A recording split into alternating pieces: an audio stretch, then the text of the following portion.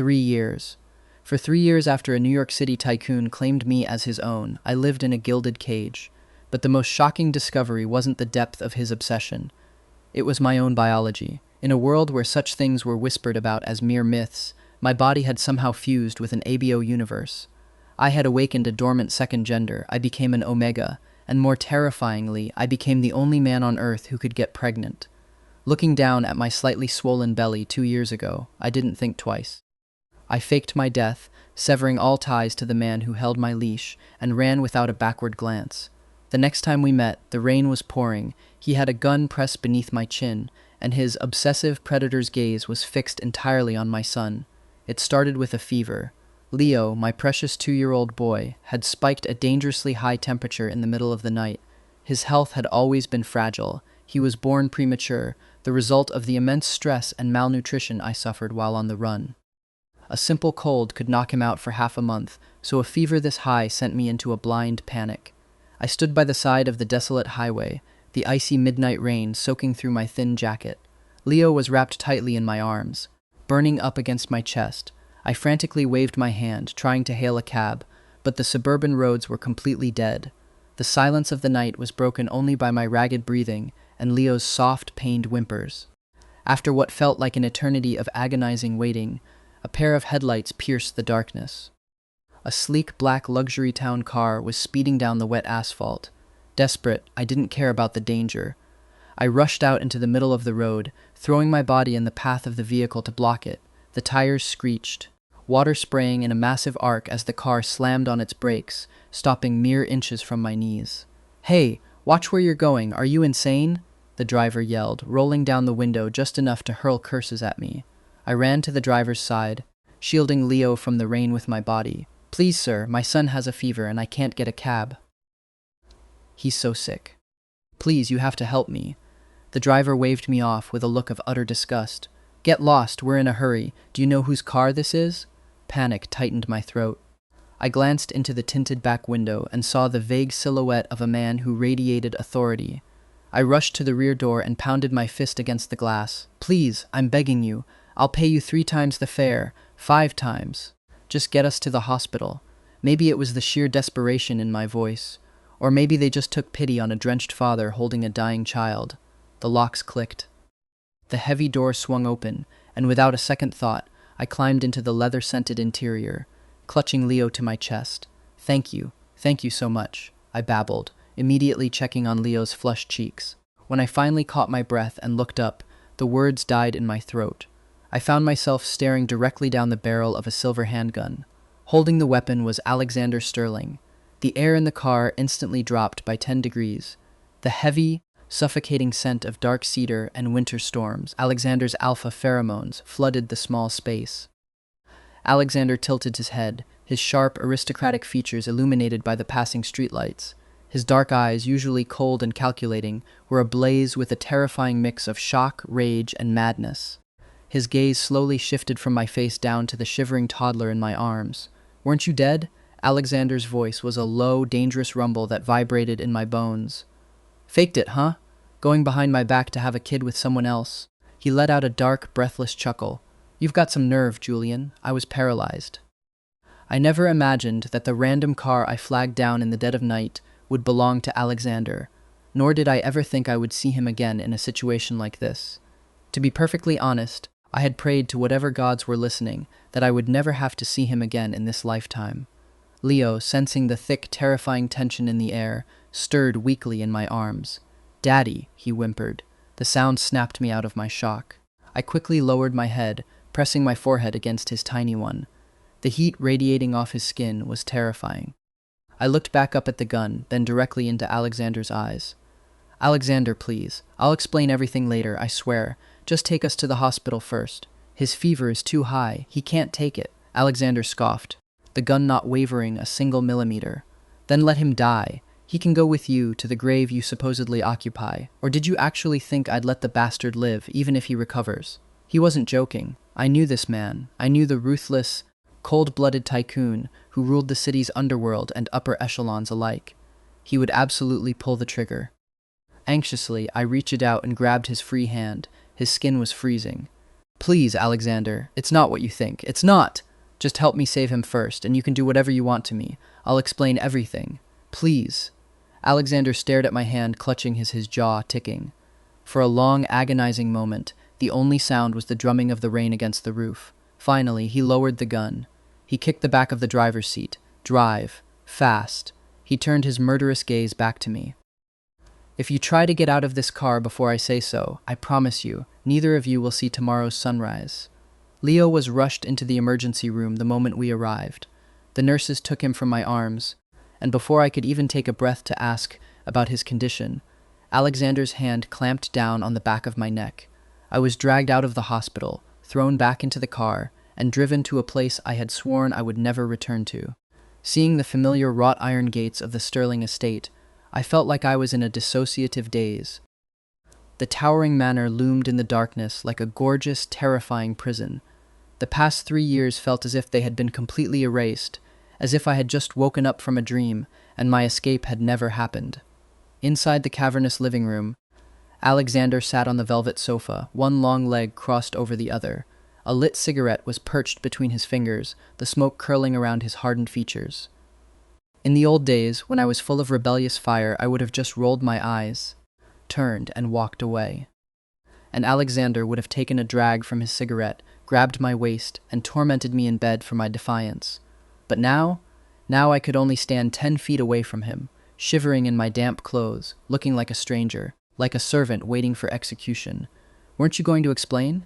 His voice sliced through the silence. I kept my head down, my wet hair dripping onto the expensive Persian rug. I said nothing. How old is the kid? 2, I whispered. Crash. Something heavy and ceramic shattered violently at my feet, spraying sharp fragments against my ankles. I flinched, but didn't dare move. Alexander stood up and walked toward me, his expensive leather shoes stepping deliberately on the jagged shards with a sickening crunch, as if he felt no pain at all. He closed the distance in a second, his large hand snapping out to wrap around my throat. He pushed me backward until my spine hit the cold marble wall. Julian, he hissed, his face inches from mine, his pheromones suffocatingly thick. Should I be impressed? You were with me for 3 years. I gave you everything. And then you fake your death so you can run off and have a child with some other woman? You really were cheating on me the whole time, weren't you? His grip was terrifyingly tight. I couldn't breathe. My hands flew up to claw at his wrist, but it was like trying to move a steel beam. Tears, born of physical pain and overwhelming fear, streamed from my eyes involuntarily, sliding down my cheeks. Alexander didn't loosen his grip, but his eyes tracked the tears. Slowly, he leaned in. I squeezed my eyes shut, expecting a blow. Instead, I felt the hot, damp slide of his tongue against my cheek as he deliberately licked away a falling tear. The soft, wet sound was jarring. Salty, he whispered against my skin. So you are human after all. He pulled back just enough to look into my terror-stricken eyes. If you're human, Julian, how can you be so utterly heartless? He suddenly let go, shoving me aside. I collapsed to the floor, gasping for air, clutching my bruising throat. It seems I was too good to you before, Alexander said, pulling a silk handkerchief from his pocket and slowly wiping his hands, as if he had just touched something filthy. That's why you had the arrogance to think you could make a mistake and get away with it. Maybe if I kill that kid, you'll finally learn your lesson.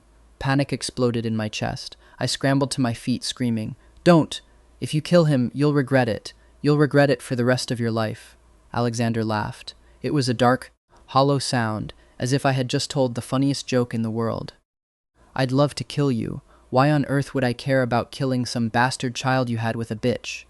I stared at him, my heart pounding against my ribs.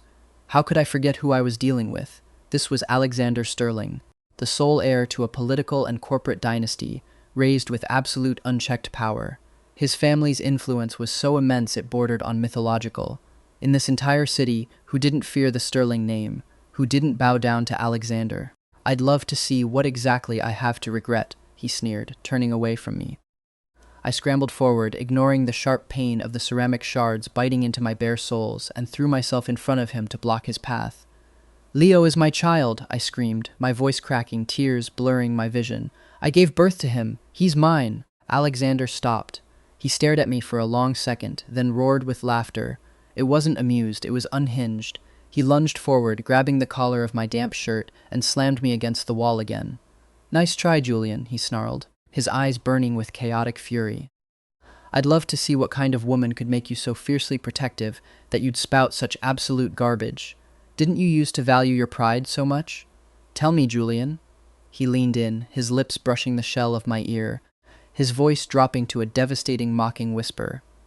"When I was forcing myself on you night after night, when you were crying beneath me, why didn't you mention you had a womb then?" Every word was a knife twisting in my gut.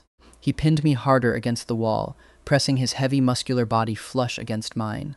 I couldn't fight back. Not because of the 3 years he'd held me captive, not because of his terrifying attitude now. It was because I really could give birth. And he was the father. I still don't fully understand it. The doctors called it a 1 in a billion genetic mutation. During my 3rd year with Alexander, my body underwent a violent shift. I awakened a second gender. I became a male omega. When I left him 2 years ago, it wasn't because I truly hated him anymore. It was because I found out I was pregnant with his child. By that point in our strange, twisted arrangement, our relationship had stabilized. I was still resentful of being kept as a wealthy man's pet, but I had stopped actively trying to run away. I had almost accepted my fate. Then Alexander went on a business trip to Europe. For 2 weeks, I couldn't stop throwing up. I couldn't keep water down. I looked like a walking corpse. One evening, I was forcing myself to have dinner with my best friend, Clara. When the smell of the steak hit me, I violently vomited in the restaurant bathroom. Clara, terrified, dragged me to a private clinic for a full blood panel. That was when the doctor dropped the bomb. I was pregnant. My first reaction was pure, blinding denial. I was a man. I had been sleeping beneath another man for 3 years, yes, but pregnancy? It defied science. It defied logic. Everyone in the high society of the city knew Alexander Sterling was keeping a male lover. No one dared say anything to my face, but behind my back the whispers were vicious. They called me a rent boy, a glorified whore. Those words bothered me deeply at first. It chipped away at my self-worth until there was almost nothing left. But Alexander protected me. Even though his elite family made my life a living hell behind closed doors, in public he never let a single person utter a bad word about me. If someone so much as sneered in my direction, Alexander would destroy their business by the next morning. Eventually, the rumors died down out of sheer terror, and I stopped trying to escape his shadow. But then came the pregnancy. I was a man carrying the heir to the Sterling Empire. When the doctor confirmed the heartbeat, I broke down. I agonized in my gilded bedroom for days, pacing the floor, weeping into my hands. Should I keep the child? Should I abort it? Should I tell him? If I told Alexander, his family would take the baby and likely dispose of me. I would become nothing more than a freakish incubator. I chose to run. I faked a severe illness and requested the head housekeeper take me to the hospital. On the winding coastal road, I orchestrated a chaotic car accident.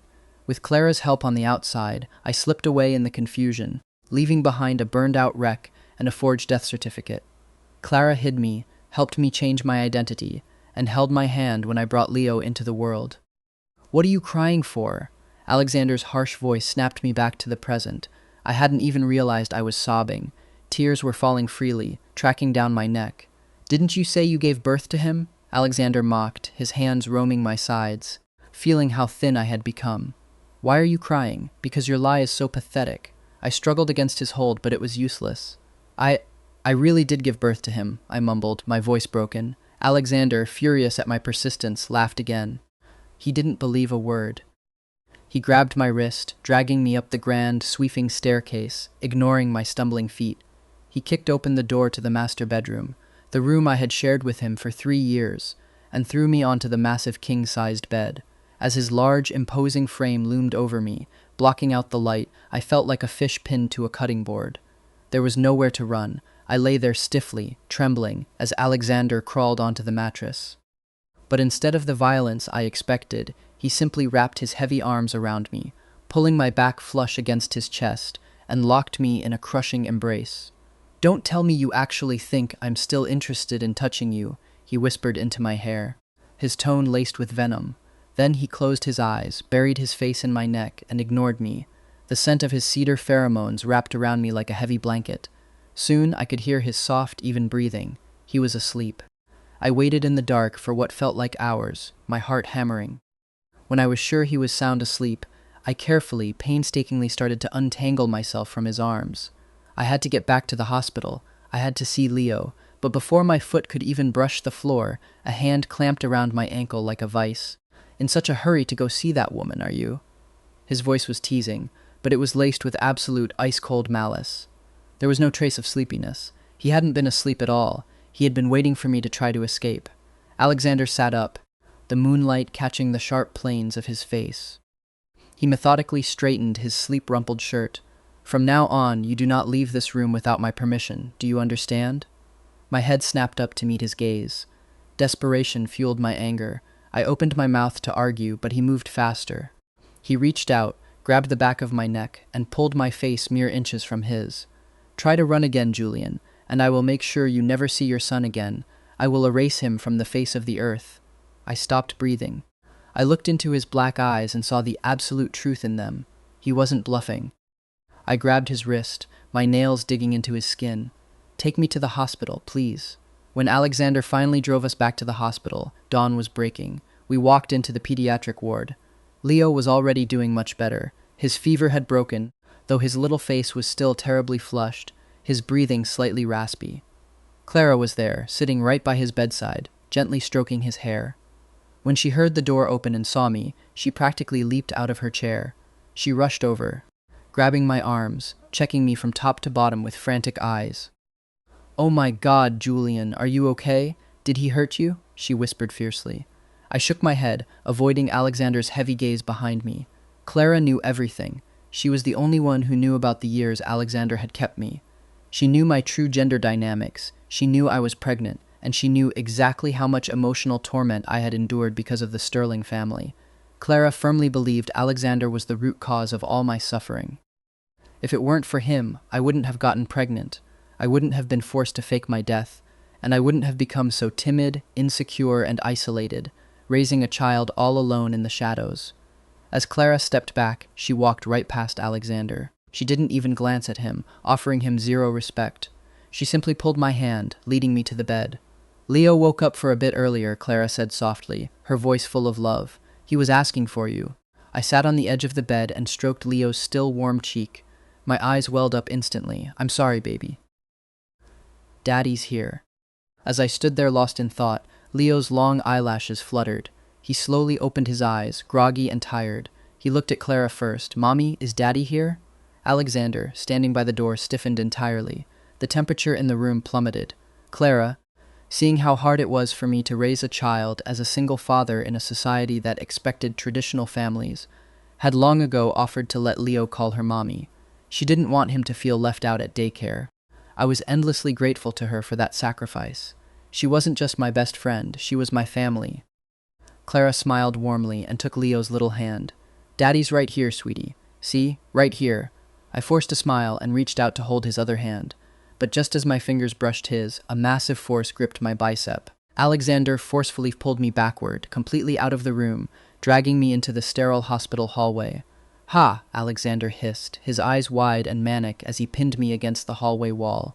So it was her. Back then, when I tore the city apart looking for clues, I checked the security footage. I saw you had dinner with her, went to the clinic with her, and then a few days later, you miraculously died in a car crash. His chest heaved, his alpha pheromones spiking in pure, unadulterated jealousy. "You've got a lot of nerve, Julian. Bringing that woman right in front of me, parading your happy little family in my face. I was exhausted, worried about my son, and in absolutely no mood to argue with a jealous tyrant. No, that's not it, Alexander. Just let me see Leo, please." He didn't let go, but he allowed me to walk back inside under his strict supervision. I chatted softly with Leo for a while, until the medication made him sleepy again. Knowing Alexander wouldn't let me stay, and terrified of what he might do if pushed, I quietly asked Clara to watch over Leo for a few more days until he was discharged. Alexander didn't take me back to the mansion. Instead, his driver pulled up to a towering, neon-lit skyscraper in the heart of the city, Elysium. Elysium was the most exclusive, notorious club for the city's ultra-elite. The people who patronized this place were either unimaginably rich, politically untouchable, or both. The parties were debauched, and the prices were staggering. when Alexander's heavy hand rested on the small of my back and he led me into his private VIP room, the deafeningly noisy space fell instantly, dead silent. The music seemed to fade into the background. "Holy shit," a voice broke the silence. I looked up through my fringe. It was Sebastian, the youngest son of a famous tech tycoon and Alexander's closest friend. "Well, look at that," Sebastian laughed, spinning his whiskey glass. "Looks like Mr. Sterling has finally decided to move on and find a replacement." I kept my head down, staring at my worn sneakers, completely silent. Beside Sebastian sat Carter and Tristan. They were the ones who years ago would snicker behind their hands and call me a high-priced rent boy when Alexander wasn't looking. Sebastian stood up and circled me, whistling. "This is one hell of a look-alike, Alex. Where'd you find him? The copy is almost perfect." Alexander didn't answer. He simply kicked Sebastian hard in the shin, forcing the man to yelp and back off. Sebastian was a classic playboy, and his words rarely made sense, but even I had to admit, you'd be hard-pressed to find another guy in the whole city with my natural upward-tilted fox eyes. Alexander sat in the center of the plush leather booth, dragging me down to sit tightly beside him. He didn't say a single word to me the entire time. Instead, he snapped his fingers. The club managers scrambled, bringing in a line of beautiful omegas and betas to pour drinks and entertain. Alexander had a great time. He drank, he laughed with his friends, and he treated me like I was completely invisible. A ghost he had chained to his side just for the aesthetic. It wasn't that I wasn't angry. My blood was boiling, but I knew my place. I didn't have the right to throw a tantrum. In the past, if Alexander came home from a night out smelling too strongly of smoke or someone else's perfume, I would have coldly locked the bedroom door and kicked him out to sleep in the guest room. Years ago, because our relationship had started as a transactional, forced arrangement, I was always ice-cold to him. But over those 3 years, I couldn't deny that feelings had bloomed in the dark. Suddenly, the heavy mahogany doors of the VIP room swung open. A woman in a stunning crimson designer dress walked in, Victoria, the daughter of the prominent Lin family. Victoria saw me sitting there, and her perfectly painted red lips dropped open in sheer shock. Her face turned pale. Alexander, noticing her arrival, lazily waved her over. He shooed away the random club girls draped over the armrests and patted the seat on his other side. Victoria visibly swallowed her shock, glared daggers at me, and sashayed over to sit beside Alexander, immediately leaning in to pour him a drink and laugh at his ear. I clenched my fists under the table. I always knew Victoria had a massive, obsessive crush on Alexander. The very first time we had met, years ago at a charity gala, she had cornered me in the hallway and intentionally thrown a full glass of red wine onto my white suit. "Have you no shame?" she had hissed at me back then. "A man, seducing him just to climb the social ladder? You're pathetic.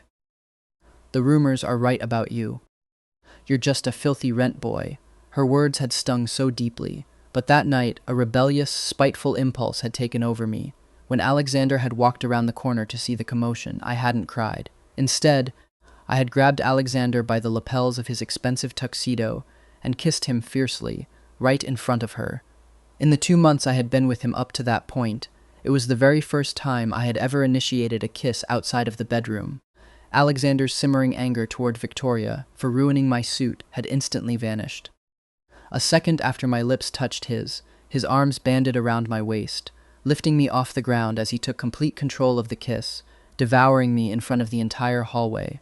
Victoria had screamed in frustration and run away in tears. That kiss had changed everything between us. It was the moment I stopped being just a transaction and became his obsession. Now, sitting in the club watching Victoria stroke Alexander's arm, the memories made me feel sick to my stomach. The humiliation didn't end at the club. The next day, I was summoned to the Sterling family's ancestral home. 3 years ago, Alexander wasn't the untouchable, terrifying tycoon he was today. His grandfather, Mr. Sterling Sr., hadn't yet relinquished total control of the empire, and Alexander was just the family's brilliant but strictly managed young master. Mr. Sterling Sr. had summoned me to this exact room back then. The old man sat behind a massive mahogany desk, sipping tea. He was outwardly polite, smiling gently, but every single word he spoke was a poisoned dagger aimed directly at my heart. "I know exactly how you and Alexander met," the old man had said, his voice smooth as silk. "The escorts at Elysium are certainly high quality, and our family can certainly afford to let Alexander keep a pitiful, poor child like you as a pet for a while. But know your place. Victoria Lynn likes Alexander, and both families are in agreement. If nothing unexpected happens, they will get engaged, marry, and spend the rest of their lives together. You are a phase, a dirty little secret. Do not mistake yourself for his future.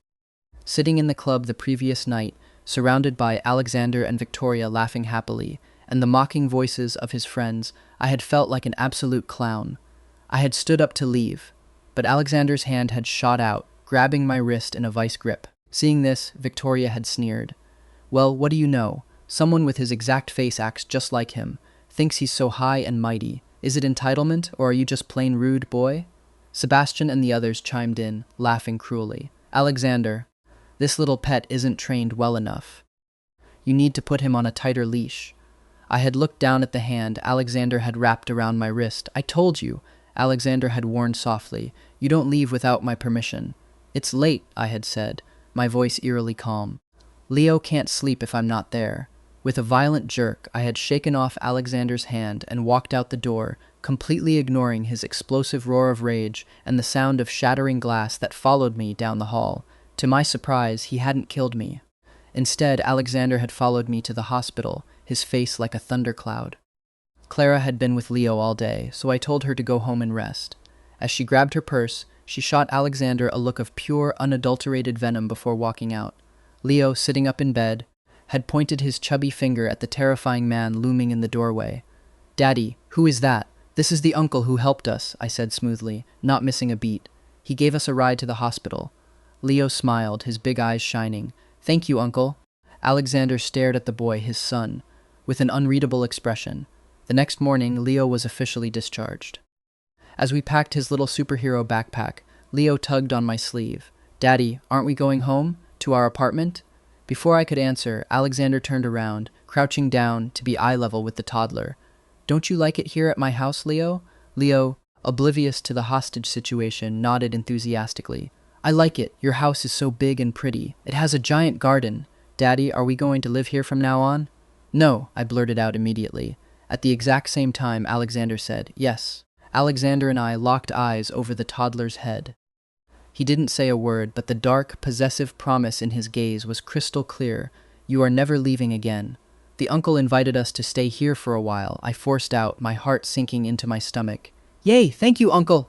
Leo cheered happily. The head housekeeper, looking immensely relieved to see me alive, gently took Leo's hand and led him away to the playroom. Once the child was gone, Alexander stood up, adjusted his cuffs, and walked upstairs without a single glance in my direction. The next day, reality set in. Leo had to go back to his preschool. I woke up early to make his lunch, but Alexander was already gone. The bed was cold. I scoured the massive house, but he was nowhere to be found. The housekeeper smiled apologetically. Mr. Sterling left early for a business trip to Tokyo, sir. He will be back in a few days. I nodded, feeling a spark of hope.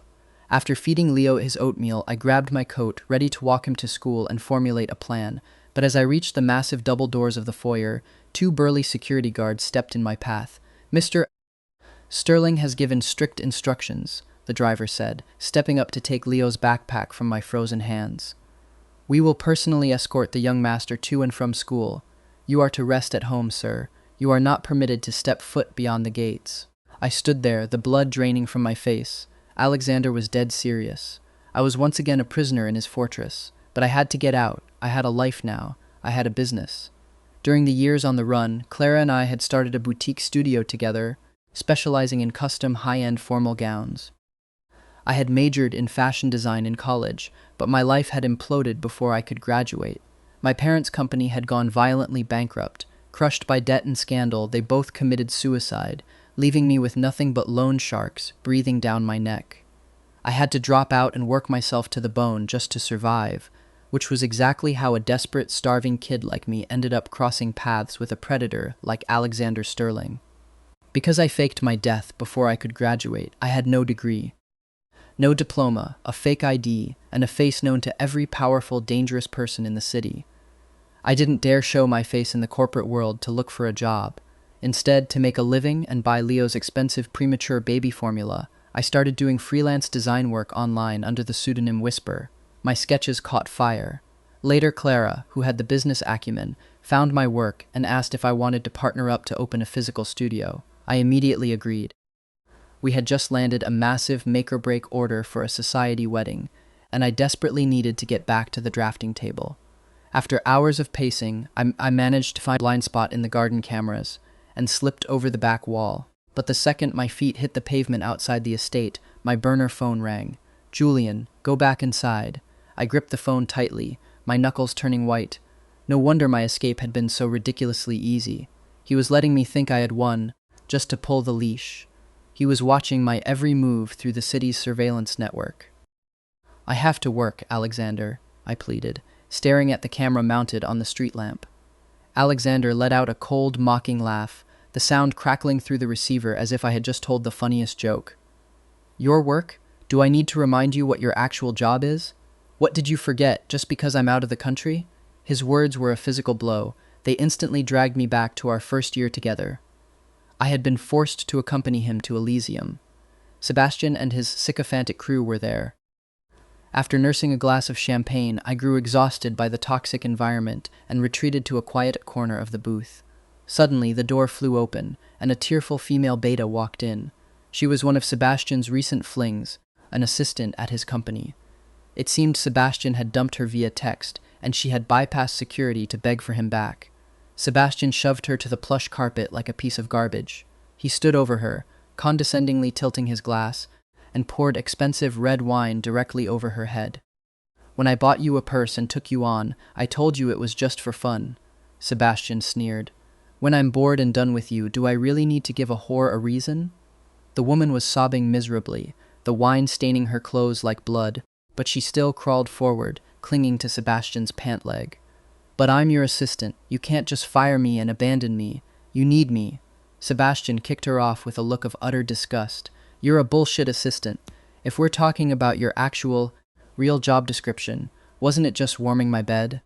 The entire VIP room erupted in cruel, howling laughter. The woman, a completely broken wreck, finally scrambled to her feet and fled. But before she closed the door, she stopped, turned, and locked eyes with me. She gave me a long, hard, pitying look. That one look made my skin crawl with horror. It was a mirror. That was my future. I had immediately demanded to leave. Surprisingly, Alexander hadn't argued. He stood up, draped his coat over my shoulders, and walked me out. But I was inconsolable that night. I lay in bed, staring at the wall, radiating cold fury. Alexander noticed. After he had taken what he wanted from my body, forcing me to yield to his dominance, I finally broke down. I cried into the pillows, my voice trembling. "You bought me to pay off my debts. You picked me up from Elysium. So tell me, what's my real job? When you get bored of my face, when you don't need me anymore, will you pour wine on my head and throw me out like trash too?" I was a sobbing, hyperventilating mess. I don't know if it was from the lingering crash of the pheromones or the sheer, crushing weight of my reality. But all I remember from that night is that Alexander's demeanor shifted entirely. He didn't mock me. He didn't get angry. He pulled me into his chest, wrapping his arms around me like a shield. He kissed the top of my head, his voice fierce and gentle all at once. "Never. You are my treasure. You are the only one I truly love."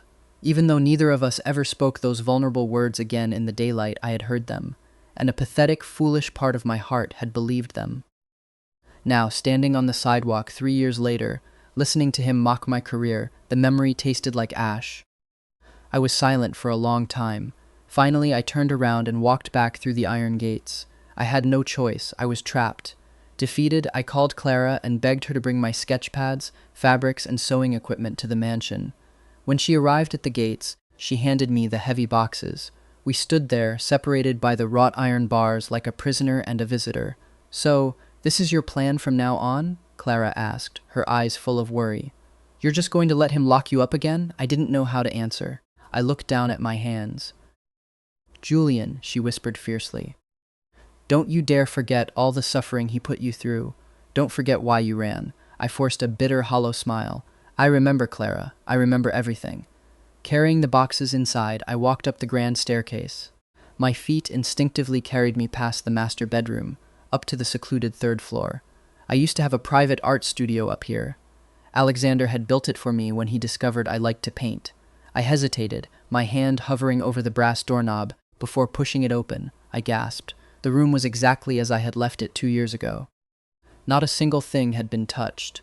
The wooden easel was still standing by the massive bay window. The expensive oil paints were neatly arranged on the floor.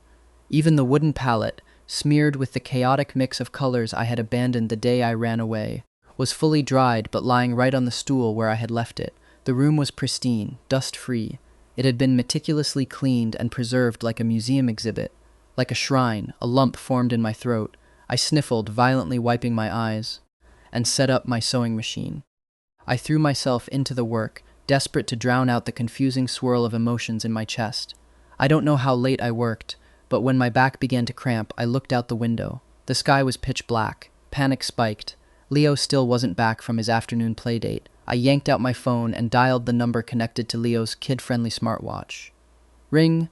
Ring. Hello? Alexander's deep, smooth voice came through the tiny speaker. The massive, suffocating knot in my chest instantly loosened. Alexander? Why aren't you guys back yet? Then, remembering who I was talking to, I snapped. Don't you dare do anything to Leo. My defensive words immediately set off the alpha's temper. I heard him grind his teeth through the phone. With that attitude, Julian, I just might. The line went dead. Despite the threat, I was relieved. If Alexander was answering the boys' watch, Leo was safe. An hour later, I was downstairs eating a lonely dinner when the front doors banged open. Daddy! Leo came running into the dining room, launching himself into my arms. Look at all the cool toys Uncle Alexander bought me. Leo's little arms were overflowing with expensive action figures and remote-controlled cars. Behind him, Alexander strode in, looking like a runway model in his tailored suit, casually carrying 5 massive shopping bags full of even more toys. I hugged Leo tight. Did you thank your uncle? Leo nodded enthusiastically. Hurry and eat your dinner, then go check out the new playroom. The housekeeper got you a present too, I coaxed. Leo let out a loud yay and sprinted off to the kitchen. Once we were alone, Alexander's relaxed face instantly darkened into a scowl. He handed the bags to a passing maid and sat down in the chair right next to me, his presence looming and suffocating. The guards told me you saw that woman today at the gate. Alexander growled, pouring himself a glass of water. You already know what she is. Why are you still associating with her? He leaned in, his voice dripping with venom. Doesn't she know you've been thoroughly fucked by me for years? Does she really still want you, after knowing another man owned you? His words were like a slap to the face. He always knew exactly where to insert the knife, to make me feel utterly worthless, to make me feel dirty. I slammed my fork down, pushed my chair back so hard it screeched against the marble, and stormed upstairs without a word. That night, the bedroom door clicked open. I had turned off all the lamps and rolled over, facing the far wall, pretending to be asleep. The heavy duvet was pulled back, and Alexander slid into the bed. He brought a wave of damp, cool night air with him, mixed with the overpowering, intoxicating scent of his cedar pheromones. He didn't speak. He reached out, his massive hands gripping my hips, and forcibly turned me over to face him. Even in the dark, I could feel the heat of his gaze. He didn't look at my face. His hands simply roamed downwards, lighting fires wherever they touched. I struggled, squirming against his hold, muffled sounds of protest escaping my lips. But Alexander knew my body too intimately. 3 years had been more than enough time for him to map every single nerve ending, every weakness. He ignited spark after spark, my omega biology betraying my mind, until I was burning with a restless, agonizing heat. He pressed down on me, his heavy weight a comforting terror, and as we finally became one, a strange, sharp discomfort flared in my lower stomach. It had been 2 years. It had been too long. Alexander panted, his hot breath fanning across my ear. Warm, he whispered gruffly. So wet. He thrusted hard, burying himself deep, and a sound that was a pathetic mix of pain and overwhelming pleasure escaped my lips. I dug my nails into his broad back. Finally, through the haze of ecstasy and exhaustion, I heard him bury his face in the crook of my neck, inhaling my scent deeply. Alive, he choked out, his voice trembling in a way I had never heard before. You're alive. I was completely drained. In the hazy space between sleep and wakefulness, despite the dull ache in my lower back, I felt a pair of large, incredibly warm arms pull me flush against a muscular chest. I thought I heard a broken whisper in the dark. What am I supposed to do with you, Julian? When I woke up the next morning, the sun was streaming in.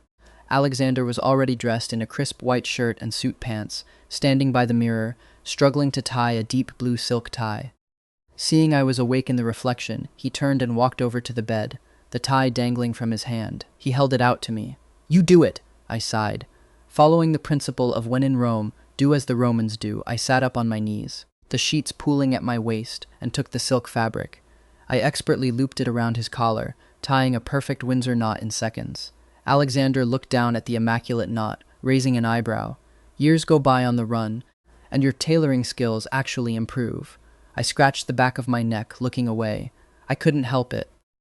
Even though I work behind the scenes as a designer, I still had to attend client fittings and wear a suit for formal industry events these last couple of years. Over time, I naturally got the hang of it.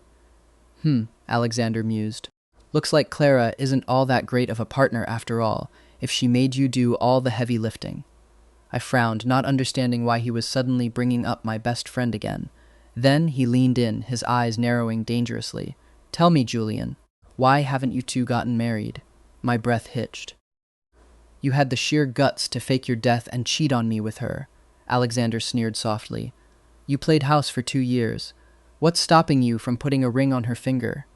Alexander stared at me intently, like a hawk waiting for a rabbit to bolt. He was testing me. He was fishing for a confession. But what I said next wasn't a lie. She has a severe fear of commitment. Alexander barked out a harsh, incredulous laugh. "Ha! A fear of commitment. You really love her, don't you? Making excuses for her. How incredibly thoughtful." With that, Alexander turned on his heel and stormed out, slamming the heavy bedroom door so hard the sound echoed like a gunshot through the entire house. I collapsed back onto the pillows, rubbing my temples. What I had said was true. Clara did have a phobia of marriage. It was the only reason she had kept her own boyfriend of 7 years waiting without ever tying the knot. For the next week, a strange routine fell over the house. Leo was chauffeured to and from school by the stone-faced security team. As for Alexander, I didn't see him once during the daylight hours. Not a glimpse. But every single night, without fail, around 2 a.m., the bedroom door would open. He would slip into the bed, smelling of whiskey, tobacco, and the damp city night air. He would pin me down, ravage me until I was weeping and clinging to him, and then be gone before the sun ever peeked over the horizon. During the days, however, a bizarre phenomenon occurred. Every few hours, delivery trucks would pull up to the estate. Men in white gloves carried in boxes of things Alexander had ordered exclusively for me. There were racks of custom haute couture clothing, glass cases of limited edition luxury watches, the keys to 3 different sports cars, diamonds. You name it, it arrived. I looked at the growing mountain of wealth in the sitting room and felt sick. He wasn't courting me. He was acting like a wealthy John, paying exorbitant fees for the nighttime services of his favorite whore.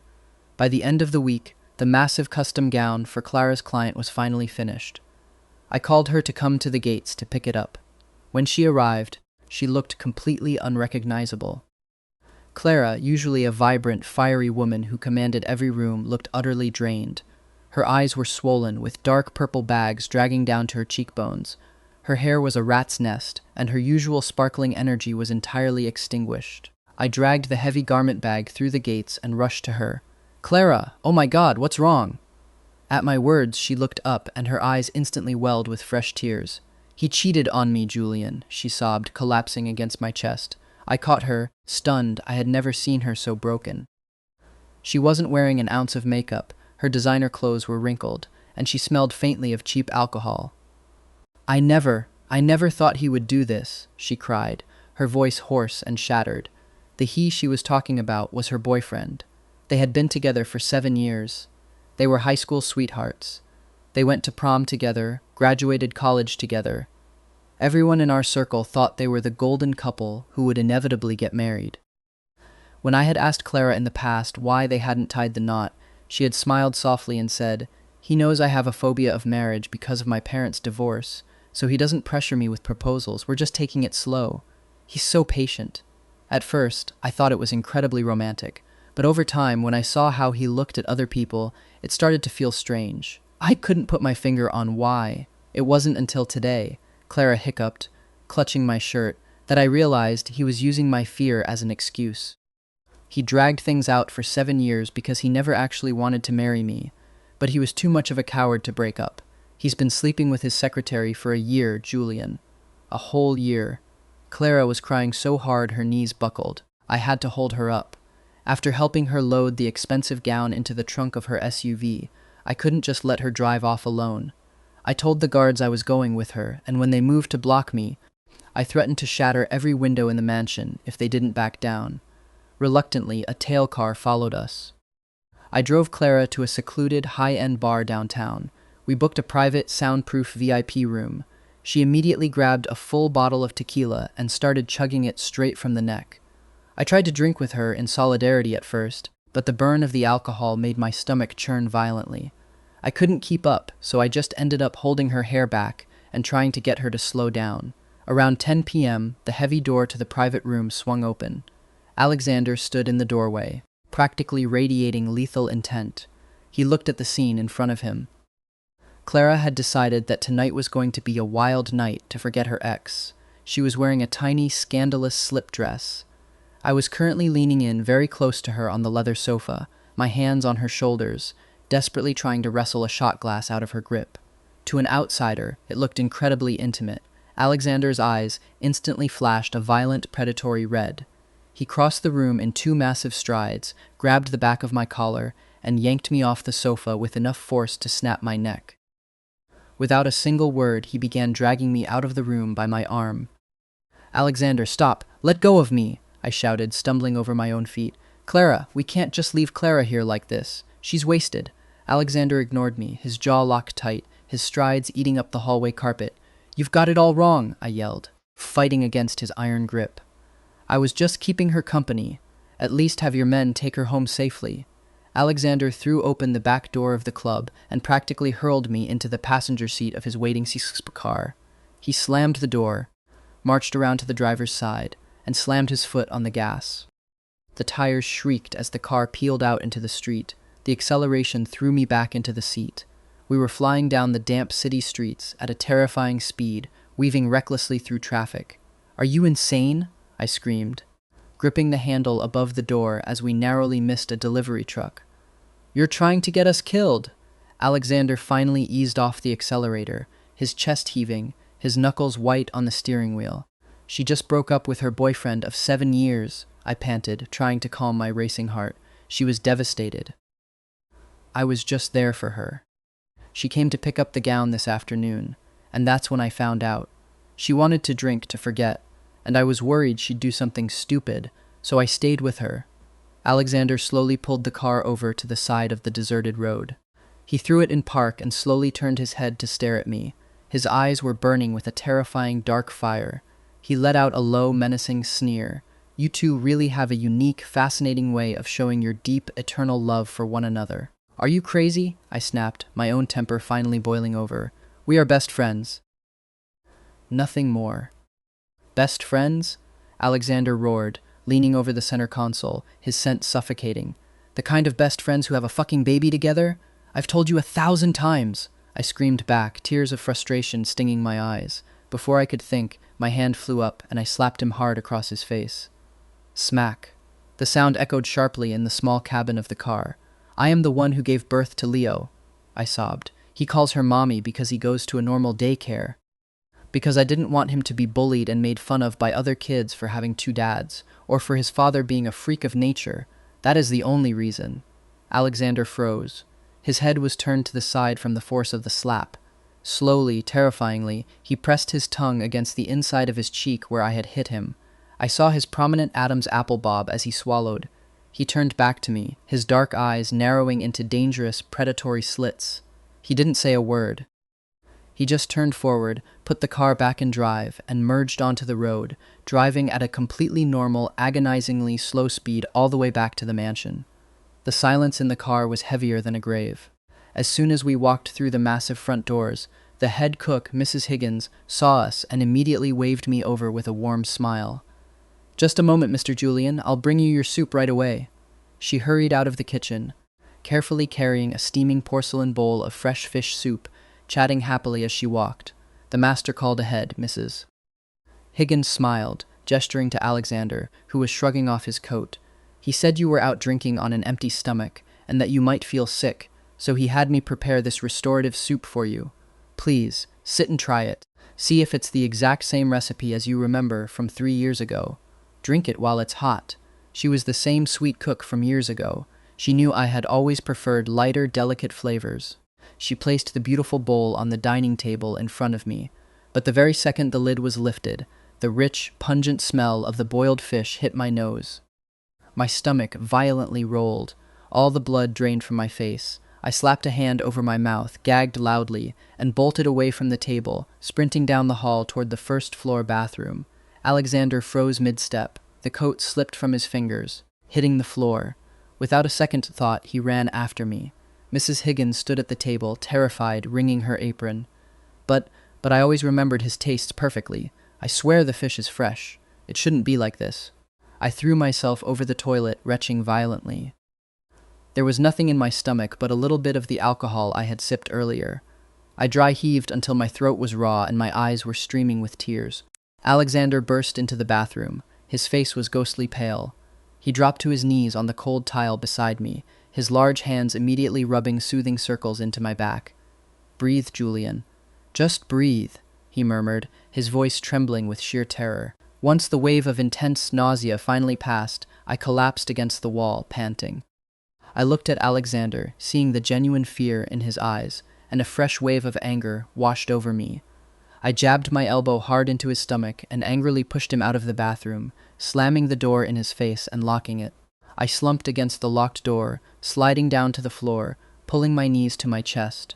Ever since I had been dragged back here, ever since I had started sleeping with Alexander again every night, a dark, terrible fear had been growing in the back of my mind. If my body was capable of getting pregnant once, I could absolutely get pregnant a second time. Because I was male, traditional suppressants and birth control pills were highly dangerous to my unstable biology. I just had to be extremely careful. But Alexander was an alpha, and in the dark, lost in the heat of his rut, he was never careful. I reached into the inner pocket of my jacket. I had secretly bought a pharmacy pregnancy test earlier that afternoon when I went to the boutique. With trembling hands, I unwrapped the plastic. I followed the instructions, set the plastic stick on the sink counter, and sat on the edge of the bathtub, staring at the ceiling, praying to God. 3 minutes later, I stood up. I looked down at the tiny digital window. 2 pink lines. I blinked, the tears blurring my vision. I wiped my eyes and looked again. Still 2 lines. Positive. Seeing those familiar 2 lines again, the exact same feeling of soul-crushing horror washed over me that I had felt 2 years ago. I was terrified. I was afraid of being discovered, of being dragged into a lab, of being ridiculed by society as a freak. Not even my own son, Leo, knew that I was the one who had physically given birth to him. I had him call me Daddy, precisely to tell everyone that I was just a normal, ordinary adoptive father, a man.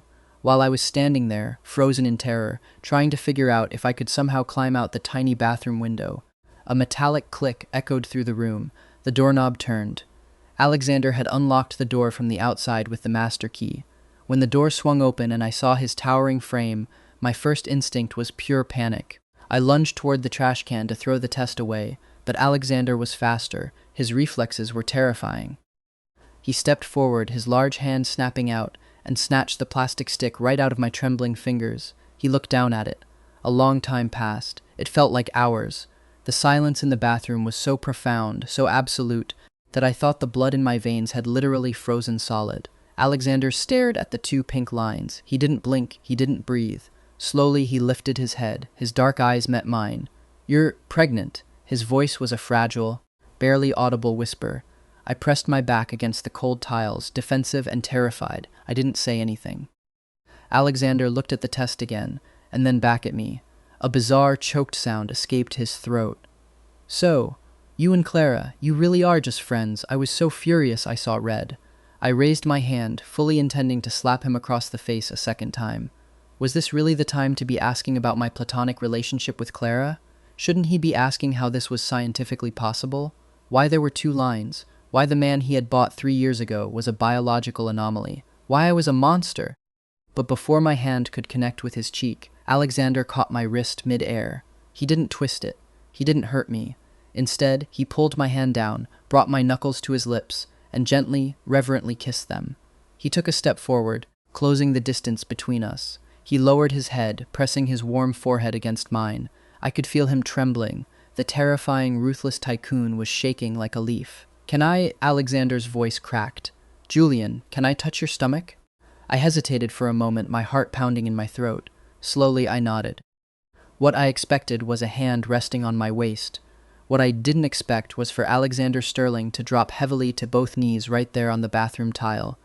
He reached out with shaking hands, gently gripped the hem of my shirt, and lifted it up. He leaned forward and pressed a soft, lingering, incredibly tender kiss directly to the flat plane of my belly. Then he turned his head and laid his ear against my skin, closing his eyes, listening intently. I looked down at his dark hair, utterly stunned. It's too small," I whispered quietly, my voice breaking. "You can't hear anything yet." Alexander stayed there for a moment longer before slowly standing up. He wrapped his massive arms around me, pulling me into a bone-crushing, desperate hug. He buried his face in my neck, and I felt something hot and wet soak into my collar. "I'm sorry," he choked out, his chest heaving. "Julian, I'm so fucking sorry." I stood stiffly in his embrace. "Then go die," I whispered bitterly. Alexander let out a wet, broken laugh. I could feel the deep vibration of his chest as I leaned against him. "I can't die, Julian," he murmured, tightening his hold on me. "I have to live. I have to live a long, long time, just so you can keep tormenting me every day as my punishment." The next morning, Alexander insisted on taking me to the best private maternity hospital in the country. He had rented out the entire floor. I didn't want to go. I sat in the passenger seat, my arms crossed defensively. It felt too strange. A man walking into an obstetrics ward. "Let's just get a checkup, okay?" Alexander said softly, reaching over the console to take my cold hand in his warm one. "I promise you, it'll be perfectly safe. No one will see you.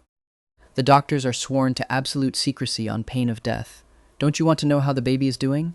"I don't," I snapped, looking out the window. It was true. I didn't. I was terrified. I didn't feel like I loved this child yet. In fact, if I was completely honest with myself, I hadn't felt an immediate magical bond with Leo before he was born either. Being pregnant, having my body mutate to carry a child, it made me feel like an alien, a monster. Alexander seemed to understand exactly the dark spiral my mind was going down. He squeezed my hand gently. "We'll just get a medical checkup," he said firmly but gently, "just to make sure your body is safe. And Julian, if you don't want to keep it, then we won't. I will arrange the safest procedure in the world. I will never force you to go through that trauma again." I looked at him, shocked by his concession. An alpha of his status practically lived to secure an heir, and he was offering to let it go just for my peace of mind. After a lot of hesitation, I walked into the hospital with him. The comprehensive checkup, complete with the world's most advanced ultrasound technology, showed that everything was perfectly fine. This baby was growing strong, much healthier, and more stable than Leo had been at this stage. Sitting in the private consultation room, holding the printed sonogram results in my hands, my walls finally crumbled. My eyes started to well up, and the first sob tore from my throat. "What's wrong? Are you in pain?"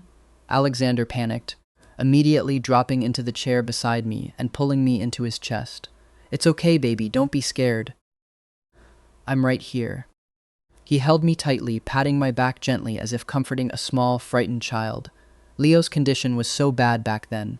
I cried into his lapel, the dam of trauma finally breaking. It was true. When I first ran away, I had absolutely no money and depended entirely on Clara's meager savings at the time. I was malnourished, exhausted, and constantly terrified of being found. There were several times during that pregnancy where I started bleeding and almost lost Leo entirely. The stress had forced him into the world 2 months early. He had spent his first weeks of life in an incubator, fighting for every breath, while I watched through glass, weeping and feeling like a total failure. Alexander was completely silent for a long time. He just stroked my hair, absorbing my pain. "It'll be okay," he finally whispered, kissing the crown of my head. "You'll never have to suffer like that again. I swear it on my life, Julian. You'll never be cold or scared or alone again." When we got home to the mansion, I was emotionally exhausted. I shut myself in the bedroom to sleep. In the evening, I woke up to the sound of familiar laughter echoing from downstairs. I opened the door and walked to the balcony. Sure enough, there was Clara in the living room. She was back to her usual, vibrant, fiery self, wearing a killer outfit and showing absolutely no signs of the devastating breakup from the night before. She saw me on the stairs and did a dramatic twirl. I'm still me, babe. Nobody can knock Clara down for long. Good riddance to bad rubbish. She walked up the stairs to meet me halfway, grinning. By the way, the client was ecstatic with the gown. She cried when she put it on. The final payment just cleared into the studio account. I sent you your half. I smiled softly, feeling a weight lift. Thanks, Clara. But why are you here? Are you dropping off more supplies? Clara snorted, crossing her arms and pointing down to the living room, where Alexander was sitting quietly on the sofa reading a report. You're Alpha over there, Clara said loudly, making sure he could hear her, had to practically beg me on his hands and knees to come over. I shook my head, surprised. Alexander Sterling didn't beg anyone. Clara then launched into a loud, theatrical tirade. Men are all worthless, lying pieces of trash. Except for you, of course, Julian. The rest of them are all goddamn animals driven by their lower halves. She finished her speech with a fierce, burning glare aimed directly at the back of Alexander's head. Alexander didn't react, just quietly turned a page of his report. After chatting with Clara for another hour, I realized the truth. Alexander had swallowed his immense pride and called the woman he hated most, asking her to come over just to talk to me, to make me smile, and to keep me company so I wouldn't spiral into depression. Later that night, after Clara had gone home, I walked down to the living room. Alexander was still sitting on the sofa, the paperwork discarded on the coffee table. His head was bowed, elbows resting on his knees. The warm amber light of the living room cast a soft glow over his broad shoulders. He was such an imposing, terrifying man to the rest of the world, but sitting there in the quiet, he just looked like a sad, anxious puppy waiting for his master to return. It seems like I'm always the one hurting you, Alexander said quietly, not looking up as I approached. I may deeply dislike that woman, but she helped you survive when I couldn't. And she makes you happy. I'll tolerate her for you. I walked over and stood in front of him. I looked down at his dark hair. Alexander, I don't want to have it. Alexander's head snapped up. His eyes immediately turned red, shimmering with unshed tears. But he didn't argue, he didn't rage. He swallowed hard, his jaw trembling, and nodded. Okay, I'll make an appointment with the best surgeon tomorrow for the procedure. It will be completely painless. He blindly reached for his phone on the table, his hand shaking violently, and started to dial his assistant. I reached out and grabbed his wrist. Alexander froze. He looked up at me, devastated. Aren't you going to try and change my mind? I asked softly. Aren't you going to threaten me? Alexander shook his head slowly, dropping the phone. No, I respect your decision, Julian. I respect your body, whatever you want. I stared at him. Do you love me? Alexander looked into my eyes. He reached up, took my hand, and pressed it flat over the center of his chest. I could feel his heartbeat hammering wildly under his crisp dress shirt. It was steady, incredibly strong, and radiating heat. Back then, Alexander whispered, his voice cracking, when they told me about the car crash, I thought you were really dead. I rushed to the hospital morgue, demanding to see you, but the police wouldn't let me see the body. They said the fire was too intense. They just handed me a cheap plastic urn. A single tear slipped down Alexander's cheek. The man who made the city tremble was crying. I was so unbelievably angry, he choked out. I wanted to smash it in their faces. I wanted to burn the hospital to the ground, but I couldn't. He pressed my hand harder against his racing heart. Because that was you in that urn. It was the absolute last, only part of you I had left to hold in this world. Alexander's eyes were bloodshot, his voice thick with a grief that had festered for 2 years. I couldn't hit them because my hands were full holding your ashes. I didn't dare let go of that urn for a single second. I slept with it. I talked to it, but I couldn't accept it. I couldn't believe my Julian was really gone. I tore up the death certificate in a fit of rage, and then I spent 3 days on my hands and knees, picking up every single shred of paper and taping it back together, just so I had proof that you existed. Alexander pulled my hips forward, burying his face in my stomach, wrapping his arms around my waist. That night on the highway, he wept into my shirt. When I saw you holding Leo in the rain, I really wanted to kill you. You must have hated me so much, Julian, to curse yourself with death just to get away from me. I knew I made you unhappy, but God, it didn't matter anymore. It didn't matter as long as you were breathing, as long as you were alive. His voice was muffled against my stomach, but the words he spoke hit me with the force of a freight train. My head spun, trying to comprehend the sheer, terrifying depth of his devotion. Through his broken confession, I finally heard the ultimate answer to the question I had asked 3 years ago. In this world, in this life, and the next, for all eternity, Alexander will love you. Even if you hate Alexander, Alexander will still love you. I sniffled, the tears overflowing, and I hugged Head tightly to my chest. Alexander's massive body tensed under my touch. I don't hate you, I sobbed into his hair. Finally surrendering, I faked my death. I ran away because I didn't want you to think I was a monster. Where on earth does a man get pregnant? I was so scared they would take the baby and lock me in a lab. Back then, I was in so much pain I wished I really was dead. Just as I was about to break down completely, a sharp, terrified wail echoed from the staircase. "Daddy! No! I don't want you to die! Wah!" I gasped and looked up. Leo was standing at the bottom of the stairs in his dinosaur pajamas, rubbing his eyes and sobbing hysterically. I don't know how much of our intense, dramatic conversation the toddler had actually heard, but the word die had set him off.